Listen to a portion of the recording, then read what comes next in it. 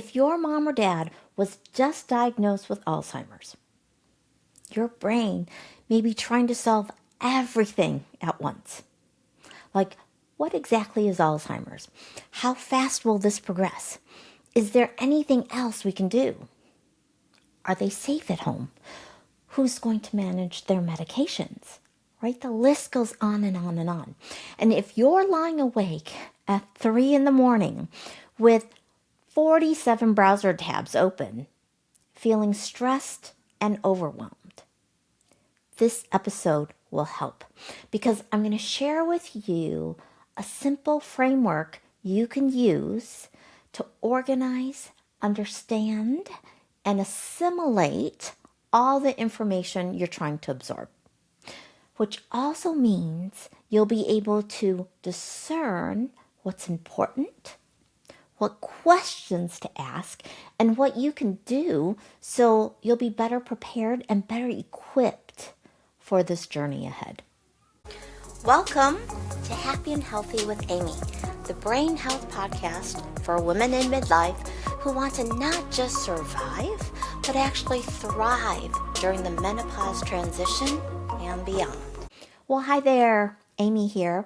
Thank you so much for joining me today, and welcome back to another episode of Happy and Healthy with Amy. So in the previous episode, we talked about the fear that lives just underneath a parent's Alzheimer's diagnosis. Am I next? So if you haven't listened to it or watched it yet, the link is in the description below or the accompanying show notes. All right. So in this episode, we're going to focus on your mom or dad, the person who received the diagnosis. And I'm going to share with you a framework. It's like a pre-flight checklist that'll help you make sure all the critical components and systems have been checked. Because I know the stakes are high and there are a lot of moving parts, and I ultimately want to help you get those 47 tabs you have open down to a much more manageable number. All right. Now, before we get into the framework, I do want to take a moment to talk about why we started with Am I Next in the previous episode? Because I know some of you who listened to it might have felt like a twinge of guilt, right? Like my mom is the one who just got diagnosed, and I'm over here thinking about my own brain. I want to address that directly because that feeling implies you've done something wrong, right? That it's somehow selfish to think about yourself right now. And that honestly couldn't be further from the truth.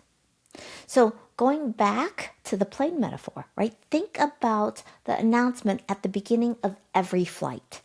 Put your own oxygen mask on before assisting others. And it's not because you matter more, but, well, what version of you do you want to be showing up? Right? So starting with your own brain last week wasn't selfish. It was strategic. It was an act of love for your parent, for your loved ones, and for yourself. So if part of you is still carrying that guilt, I want you to listen to this part again and see if you can set it down. All right? And then here's the bigger picture I want you to keep in mind as we go through this framework today. What you're doing right now, seeking answers, showing up, right? Advocating early, is in essence all about the steps you can take after a diagnosis to delay the progression of the disease and improve quality of life, and to stay grounded in the face of uncertainty. And because love is such a powerful force for action, I believe daughters who seek answers, advocate early, and model prevention are rewriting the future of Alzheimer's. So again, Thank you for joining me today. All right, let's get into the framework. So number 1 on the checklist, your 3 roles. Your mom's diagnosis likely means you've taken on 3 new roles. Number 1, you're her advocate, the person learning the language, asking the questions, showing up to the appointments with her. Number 2, her caregiver, or you're becoming one, right? Even if it doesn't look like that yet. And then number 3, you are a woman with your own brain, your own future, and a family history that just became less history and more current events. And you're going to model prevention. So those 3 roles are all real. All of them matter. So with this framework, you're going to know what matters, what to focus on first, and have the ability to ask better questions. Again, with this framework, you don't have to worry about missing something important. All right? So before we go on, I want you to take a deep breath. We're focusing on calming your nervous system. Because if you're stressed, your amygdala has probably been activated, which means your prefrontal cortex has likely been hijacked, making it much more difficult to think clearly. So again, I want you to breathe. Because more often than not, when a parent is diagnosed with Alzheimer's, most of us are immediately trying to figure out everything all at once. And your brain is also fast forwarding and playing out worst case scenarios, right? And if you've been Googling or asking AI about Alzheimer's, you've probably discovered that the internet spews a lot of information, a lot of contradictory information. And with an unfamiliar topic, this can be overwhelming and really confusing. So here's what you need to know. Your brain genuinely cannot make grounded decisions when you're feeling stressed and overwhelmed. So to help you breathe, I want you to just focus on 2 questions. First, what do I know for sure? And then second, what's one thing I can do today? Not all the future actions, not the hard decisions that are 6 months away or 6 years away. Okay? Just one thing you can do today that will move things in the right direction. That's it. Okay? And those are 2 questions you'll be able to answer by the end of this episode. Which brings me to number 2 on the checklist. And that's making sense of the diagnosis. So, were you with your mom or dad when they received the diagnosis? And did you leave with the test results in hand? If so, there's a really good chance when you walked out of the neurologist's office, you felt like someone handed you a document written in a language you've never studied. Right? Amyloid, tau, biomarkers, MRI, MoCA, MMSE, minicog, PET scan, right? So the good news is I've done a deep dive on all of these terms in past episodes. So I've included the links in the show notes. But the short version is these are all measurable signs of what's happening in the brain. And understanding them is how you start asking better questions. So if you left that appointment feeling like you still don't fully understand what was found, or how the diagnosis was made, or what stage your mom or dad is actually in, that's not a reflection of your intelligence or how closely you were paying attention, right? It's a reflection of just how much ground there is to cover in a very short appointment. And in a moment when your nervous system was already on high alert. But the good news is, as you expand your vocabulary, right, every term you learn makes you a more effective advocate for your mom or dad. Now, a few things that are worth noting. Not all neurologist visits come with an adequate explanation. So if your mom or dad's doctor said the testing is consistent with Alzheimer's, followed by a prescription and a follow-up appointment, that's common, but it's not ideal, right? And it's part of the reason why this episode exists. So some questions worth bringing up in the next appointment include, number one, what exactly is the diagnosis? Number two, what evidence supports that diagnosis? Number three, what stage is she or he in? Number four, what does that mean for their day-to-day? Number five, why this medication? And what should we realistically expect? Number six, what changes might we see as things progress? Number seven, are there any clinical trials she or he might be eligible for? And number eight, what resources do you recommend for our family? You just need enough of the language to ask better questions and advocate more confidently. That's all this is, okay? And again, if you want to learn more about any of these terms, I've included links to past episodes in the show notes, okay, where I've provided explanations in plain English.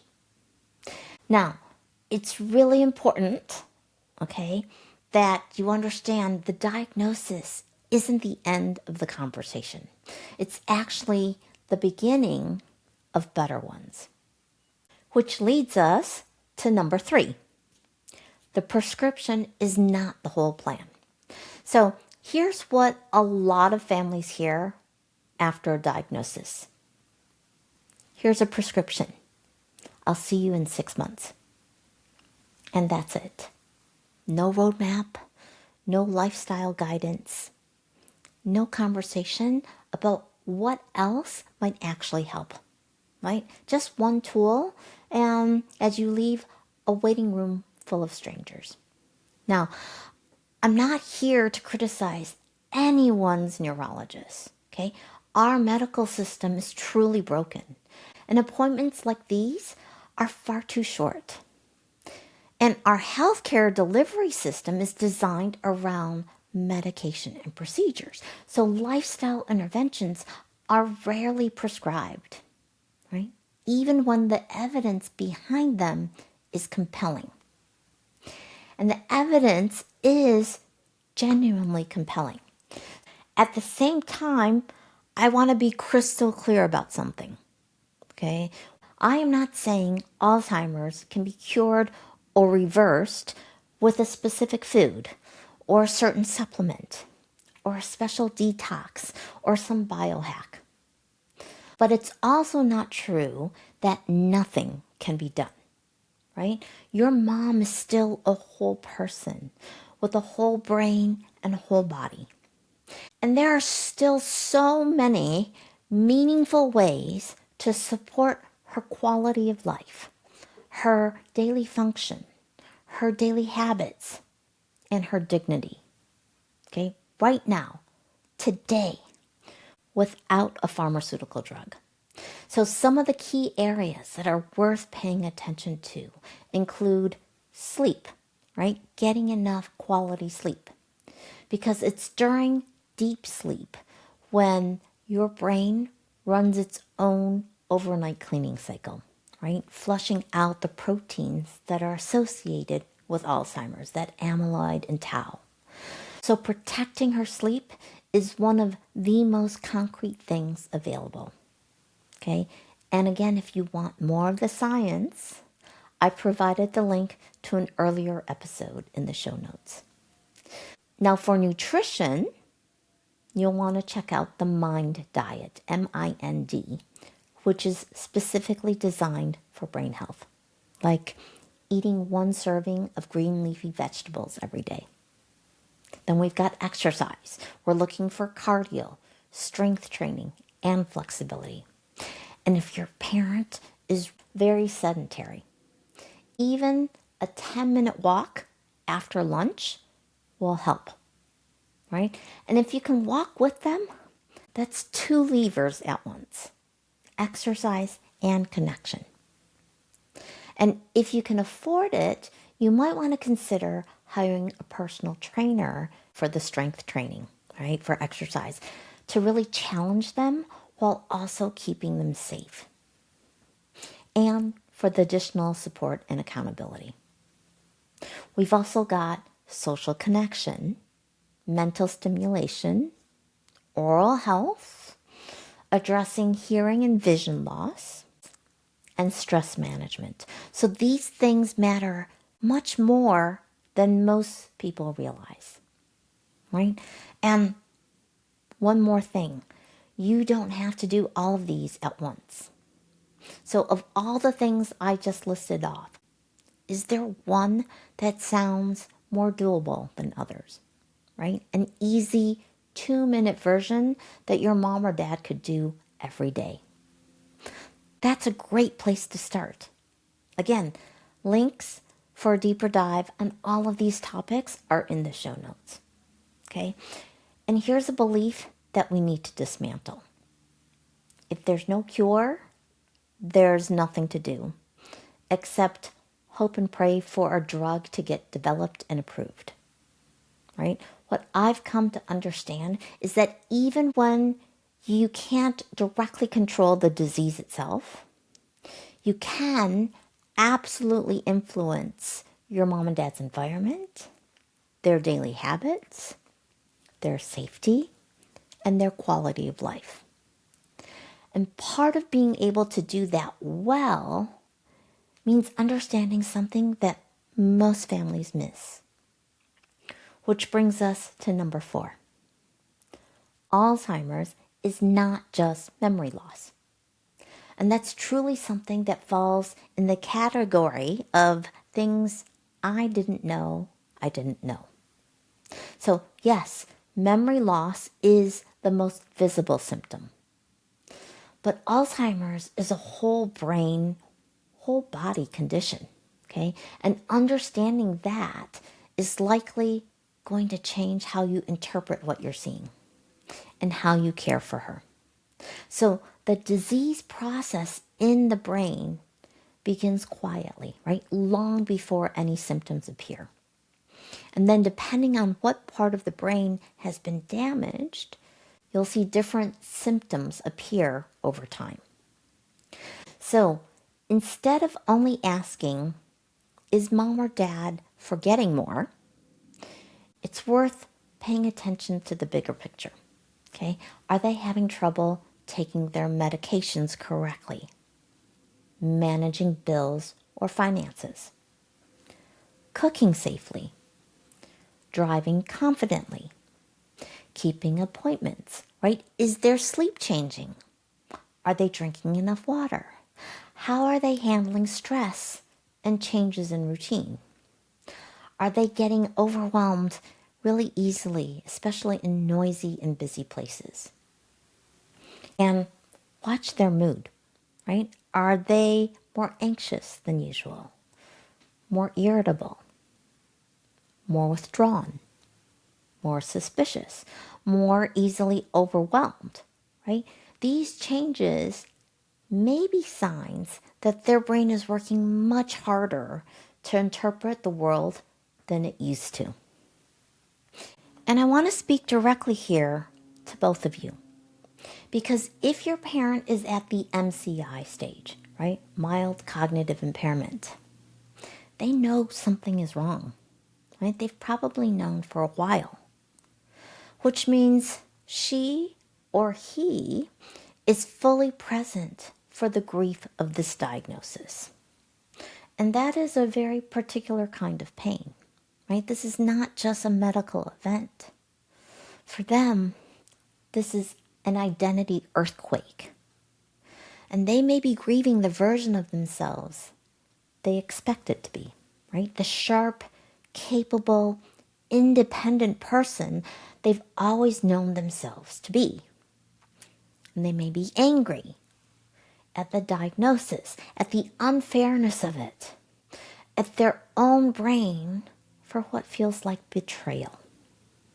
And they may be terrified of what's coming and working really hard not to show it. So they may swing between wanting to talk about it and desperately pretending it isn't happening. Right? And if she or he is listening to this right now, I want you to hear this. Okay? What you are feeling is a completely human response to being handed news that rewrites your future. Right? The anger, the grief, the fear, the desperate wish that this isn't true, all of it is allowed. Right? Let yourself grieve. Better to grieve and allow the emotion to come up than to stuff it down. Right? And like the rain from a thunderstorm, let the tears flow and wash over you. And when the storm has passed, and it will pass, notice how you feel, right? There will likely be a deep sense of release or cleansing, okay? You may feel calmer, lighter, like a weight's been lifted. And finally, give yourself grace and know that you are not alone in this journey. And for the daughter, okay, understanding this helps you respond better. So when you see withdrawal or irritability or anger, right, moments of denial or defensiveness or sudden tears, those aren't problems to fix. Okay, so yes, some of these could be symptoms of the disease, but they are also forms of grief. And grief has its place. So allow it the space it needs, okay, for both of you. So as your parents' advocate, they need you to understand what the neurologist said. And as their caregiver and daughter, your mom or dad also needs to know that you still see him or her. Not the diagnosis, not the patient, the person in front of you. So instead of asking, why is he or she being difficult? Try a different question. What is making this moment harder for their brain? Is she tired, hungry, overstimulated, right? Confused, embarrassed, afraid? That one question, what is making this moment harder for their brain, can change everything about how you respond in that moment. So yes, memory is one big piece of the Alzheimer's puzzle. But over time, it affects other parts of the brain, including mood, judgment, visual and spatial processing, sleep, language, and behavior. And this is exactly why number 5 on the checklist matters as much as it does. I'm talking about having the hard conversations early. So this is the section you may want to skip, or at least put off for as long as you can. Okay? And I get it. Legal planning, finances, driving, living arrangements, medication management, none of this is fun. But here's what I've learned. These conversations are so much more loving and so much more manageable when they happen early. Okay, so going back to the pre-flight checklist, there's a reason why it gets completed on the ground, right? Because while it's possible to try to figure things out mid-flight, it's a whole lot harder and stressful up in the air than it is down here, right? And in my experience, most families don't start thinking about finances and legal planning until they're in the middle of a crisis. And by then, decisions are being made under pressure with less information and less time, and less of your parents' voice, which means the earlier these conversations happen, the more their wishes can actually be honored, right? This is actually one of the biggest mistakes my family made. So I wish I had asked my mom these questions when she was first diagnosed, but I didn't know to ask. So I really want to help you avoid making this mistake, because these conversations, while they're tender and difficult, right, are also a profound act of respect for who she is or he is and what they want. So this isn't about taking over or taking control of their life. It's about love in a very practical form.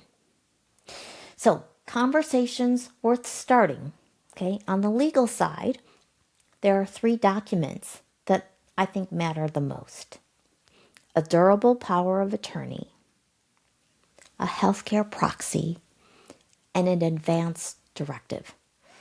This is their voice, your mom or dad's voice on paper, for a moment when their voice may not be available.